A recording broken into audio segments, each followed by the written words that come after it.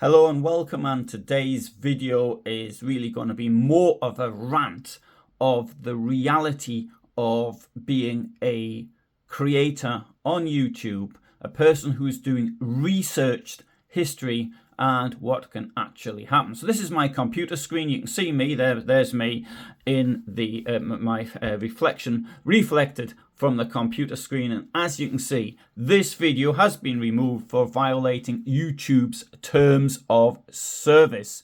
Learn more, view in studio. And so anyway, to learn more and to view in studio, we'll go over here and we can see what that video actually was. The Funeral of Heydrich, 1942 newsreel with English subtitles by me. So we had a little introduction, then we had the funeral, and which I had translated from German into English and put them in nice and neatly in the box prepared, and this was removed. Now this video was uploaded if I remember correctly, on the 3rd of April 2024, and it went live 2.5 months later.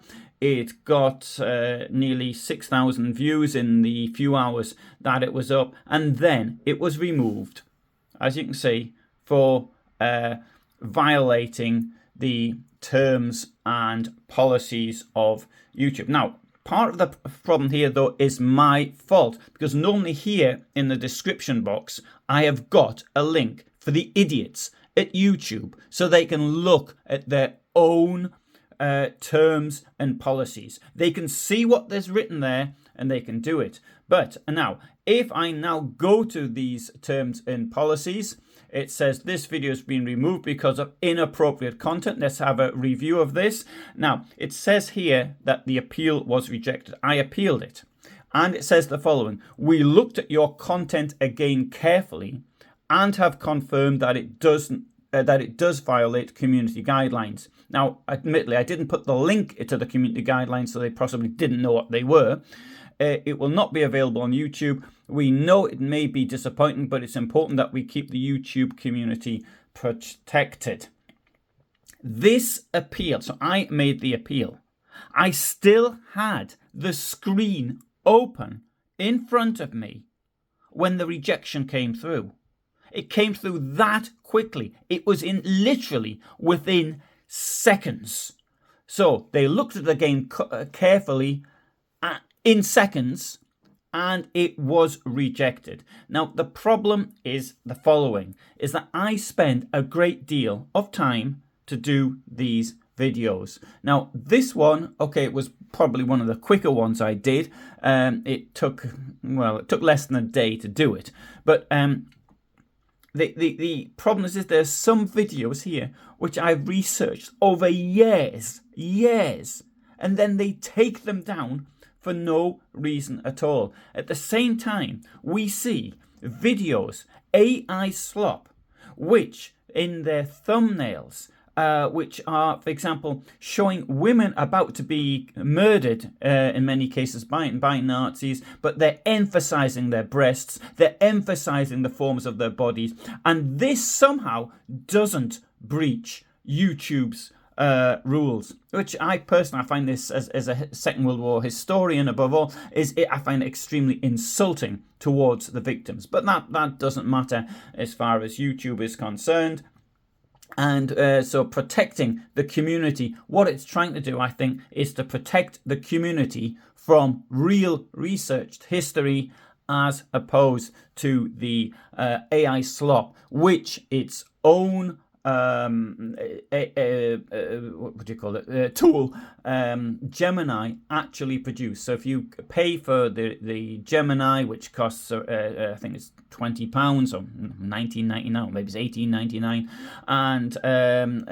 and then you pay for it, and then you can create slop yourself and stick that on. So if I'd created it in Gemini, no problems whatsoever. Now, the problem now we have to get, there has to be a separate another service other than YouTube. This is unacceptable for those who are interested in doing real researched history, and I'm sure that it applies in other areas as well. And how that form is going to take, how that's going to successfully compete with YouTube, I don't know.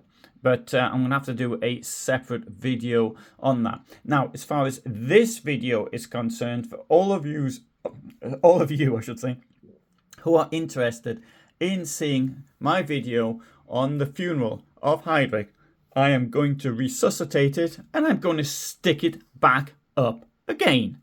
And if they ban me, if they do the same again, I will stop uploading.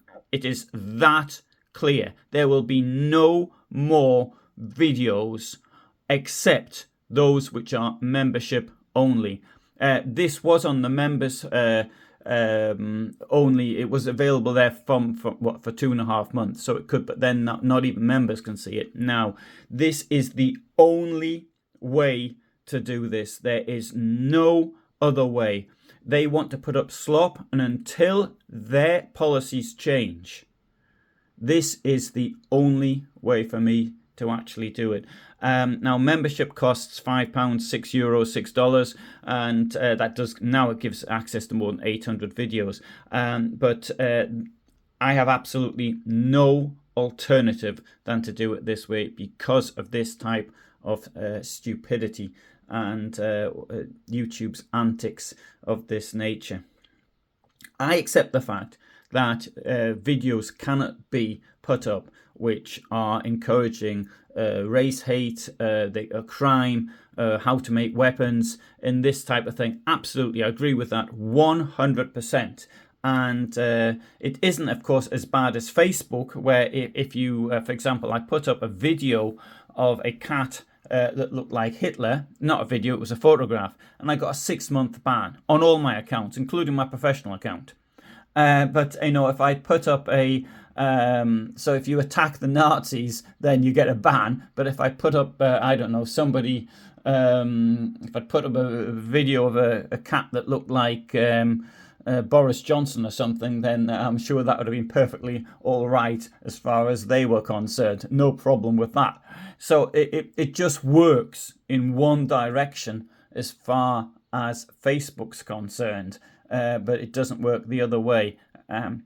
So anyway, good. That's how I see things. I hope you'll sympathize with me in this, and if anybody's got any realistic suggestions, the trouble is this: I do need to be able to recover the some of the money I put into this, because the cost of actually producing real history is very high. If I wanted today to go down to the Public Records Office to sort of check something out or something like that, not only would it take a day, but I'd also end up with a train fare bill of around £40, just using that as one example.